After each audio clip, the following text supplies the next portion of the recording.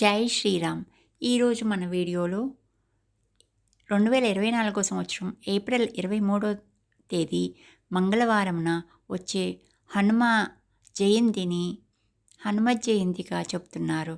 కానీ పెద్దలు మాత్రం ఆ రోజు హనుమత్ జయంతి కాదని హనుమాన్ విజయోత్సవం అని చెప్తున్నారు. దీనికి గల కారణం ఇప్పుడు తెలుసుకుందాం. రావణాసురుడు సీతమ్మని తీసుకుని వెళ్ళినప్పుడు రాముడు ఎంతో మానసిక సంక్షోభంతో బాధతో సీత జాడను వెతుకుతున్న సందర్భంలో అడవిలో రామునికి హనుమంతునితో పరిచయం ఏర్పడింది. ఈ పరిచయం ఏర్పడిన నాటి నుండి శ్రీరామచంద్రుణ్ణి హనుమంతుడు విడిచి ఉండలేదు. రాముడే తన సర్వస్వంగా భావించిన వాయునందనుడు తన ప్రభువైన శ్రీరాముని మాట ఏనాడు జవదాటలేదు. హనుమంతుని సహాయంతో సీత జాడను వెతకడం, లంకేశ్వరునితో రాముడు పోరాడటం, సముద్రంపై వారధి కట్టడంలో మరియు లక్ష్మణుడు మూర్ఛలేనప్పుడు సంజీవిని పర్వతాన్ని తెచ్చి ప్రాణాపాయం నుండి రక్షించడము, ఇలా ఎన్నో సందర్భాల్లో హనుమంతుడు తన రాముని కొరకు నిర్విరామ కృషి చేశాడు. హనుమంతుని శరీరంలోని రోమరూపానికి తన రామ స్మరణ తప్ప వేరే లేదని నిరూపించాడు. తన హృదయాన్ని చీల్చి సీతారాములను చూపించాడు. ఇలా హనుమంతునికి రామునికి మధ్యన అన్యోన్యతలు ఎన్నో కనపడతాయి. చివరికి రాముడు రావణుడితో యుద్ధం చేసి సీతను తీసుకుని అయోధ్యకు వచ్చి శ్రీరామ పట్టాభిషేకం అయిన తరువాత రామునికి అనిపిస్తుంది, నేను హనుమంతుని అమోఘమైన సేవల కారణంగానే సీత తిరిగి వచ్చింది. తిరిగి అయోధ్య నగరంలో రాముని పట్టాభిషేకంతో ప్రజలు ఆనందంగా ఉండడం గ్రహించిన రాముడు నాకు అన్ని వేళలా హనుమంతుడు సహాయంగా ఉన్నాడు అని, తన విజయం హనుమంతుని సహకారం ఎంతగానో తోడ్పడిందని రాముడు చైత్ర పౌర్ణమి రోజు హనుమంతునికి ఘనమైన సన్మానం చేసి ఆలింగనం చేసుకుంటాడు. నాటి నుండి ఆ రాజ్య ప్రజలు హనుమంతుని ఘనతను దృష్టిలో పెట్టుకుని తమ రాజైన రాముడు ఆంజనేయుని చైత్ర పౌర్ణమి రోజు సన్మానం చేస్తారు. కలో కపి వినాయకో అంటే కలియుగంలో త్వరగా ప్రత్యక్షమయ్యే దేవతా రూపాలు వినాయకుడు మరియు హనుమంతుడు. హనుమంతుడు నైజం ఎత్ర ఎత్ర రఘునాథ కీర్తనం తత్ర తత్ర కృతమస్తకాంజలి బాష్పవారి పరిపూర్ణలోచనం మారుతిం నమ్మత రాక్షసాంతకం.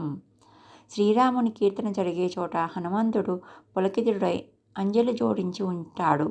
రాక్షసాంతకుడైన అటువంటి హనుమంతునికి నమస్కరిస్తున్నాను. కేసరి అంజనాదేవిల కుమారుడు శ్రీ హనుమంతుడు ఏకాదశ రుద్రుల్లో ఒకరు. శ్రీ ఆంజనేయ స్వామి పరమశివుని అంశతో జన్మించారు.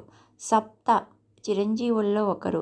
ఆంజనేయ స్వామి వారు హిమాలయాల్లో కైలాస మానస సరోవర సమీపంలో రామనామ జపం చేస్తూ ఈనాటికి జీవించి ఉన్నారు.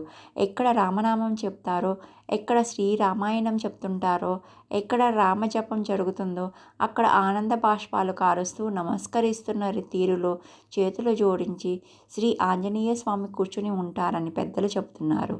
చినిగిపోయిన వస్త్రాలు ధరించిన ముసలి వయసు వ్యక్తి రూపంలో వచ్చి రామకథ చెప్పే సభలో ఒక మూలను కూర్చుంటారు. అందరూ రాకముందే వచ్చి అందరూ వెళ్ళిపోయే వరకు కూడా ఉంటారు. భూత ప్రేత పిశాచాలు సైతం హనుమంతుడి పేరు చెప్తేనే భయపడి పారిపోతాయి. మహారోగాలు నయమవుతాయి. చేసే పని పట్ల శ్రద్ధ పెరుగుతుంది. శని బాధలు తొలగిపోతాయి. బుద్ధి కలుగుతుంది. బలం పెరుగుతుంది. కీర్తి లభిస్తుంది. ధైర్యం వస్తుంది. హనుమంతుడికి 5 సంఖ్య చాలా ఇష్టం. 5 ప్రదక్షిణలు చేయండి. అరటి పళ్ళు మామిడి పళ్ళు అంటే చాలా ఇష్టం. వీలుంటే 5 పళ్ళు సమర్పించండి. 5 సార్లు హనుమాన్ చాలీసా పారాయణ చేయండి. మరియు ఆ రోజు గులాబీ పూల దండను సమర్పించండి. 51 కానీ 108 కానీ తమలపాకులను తీసుకుని జయ శ్రీరామని చందనంతో రాసి ఒక మాలను సమర్పించండి. మరియు వడలు నైవేద్యంగా పెట్టవచ్చు. శనగలు మరియు బెల్లంతో చేసిన పదార్థాలు నైవేద్యంగా పెట్టండి.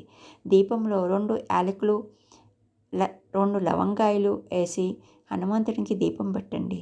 మరియు ఒక కలశంలో 1 రూపాయి కాయిను మరియు లవంగము వేసి దానిపైన మూత పెట్టి హనుమాన్ చాలీసా 11 సార్లు పారాయణ చేయండి. ఇట్లా 11 రోజులు చేస్తే కూడా చాలా మంచిదని చెప్తున్నారు పెద్దలు. ఈ రోజున హనుమాన్ విజయోత్సవం అని కూడా లేక జన్మోత్సవం అని కూడా అంటారు. ఇప్పటి నుండి మొదలుపెట్టి వచ్చే నెలలో వచ్చే హనుమాన్ జయంతి వరకు 40 రోజుల పారాయణ హనుమాన్ చాలీసా చేసిన అంతా శుభకరం అని, పనులు త్వరగా అవుతాయని, కోరికలు నెరవేరుతాయని, హనుమని అనుగ్రహం లభిస్తుందని విన్నారు కదండి. హనుమాన్ జయంతి యొక్క ప్రత్యేకము. అదే హనుమాన్ విజయోత్సవము లేక జన్మోత్సవం అని కూడా అంటారు. ఈ వీడియో కనుక మీకు నచ్చినట్లయితే లైక్ చేయండి, షేర్ చేయండి, సబ్స్క్రైబ్ చేయండి. బెల్ బటన్ ప్రెస్ చేయడం వల్ల నేను పెట్టే ప్రతి వీడియో మీకు నోటిఫికేషన్లో వస్తుంది. జై శ్రీరామ్, జై భారత్.